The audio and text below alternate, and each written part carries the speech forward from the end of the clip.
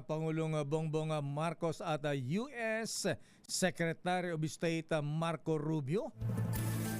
Nag-usap sa telepono at pinag-usapan daw ang security at ekonomiya.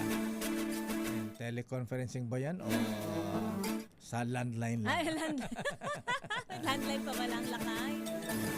Aris number 14, Let Narciso please come in, Miss Let. Lakay ni Stea, nagkausap nga sa telepono sina Pangulong Ferdinand Marcos Jr. at US Secretary of State Marco Rubio. Sa kanyang Facebook post, sinabi ni Pangulong Marcos na naging produktibo ang kanilang naging talakayan ng US official na sumentro sa mahalagang prioridad sa rehiyon at ekonomiya. Kabilang anya rito ang may kinalaman sa kalakalan ng Pilipinas at Estados Unidos at higit pang pagpapalakas ng alyansa. Sa press briefing, binanggit naman ni Palace Press Officer Claire Castro ang ilang partikular na napag-usapan ng Pangulo at ni Rubio, kabilang ang Information Technology Business Process Management at usapin sa enerhiya o oil supply. Pinagtibay rin anya ng dalawa ang magkatuwang na alikain ng Pilipinas at Amerika para sa kapayapaan, kaunlaran at katatagan sa rehiyon. Binigyang diin ang kahalagahan ng kapayapaan at seguridad, partikular sa West Philippine Sea, kung saan kapwa kinikilala ang pangailangang itaguyod ang katatagan at maiwasan ang mga tensyon.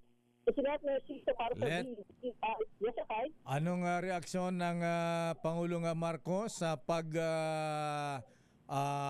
i-issue ng arrest warrant laban kay Senator Jinggoy at sa kanyang dating Cabinet Secretary kababayan na si DPWH Secretary Manny Bonoan?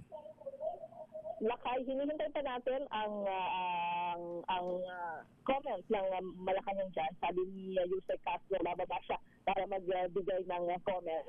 At yun yung hinihintay natin. Pero kanina kasi sa briefing, nung natanong niya, na sinabing may lalabas na arrest warrant, ang sabi ni Yusek Castro ay nasa kamay na ng law enforcement. So, nag-aabang tayo ng karagdagang comment mula sa palasyo. Kala ko sabihin, buti nga, wala bang ganon?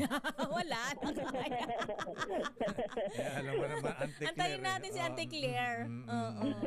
Ayan. Okay nga, Rod. Maraming salamat, Let Narciso. Balik sa inyo na kahit ni Stea.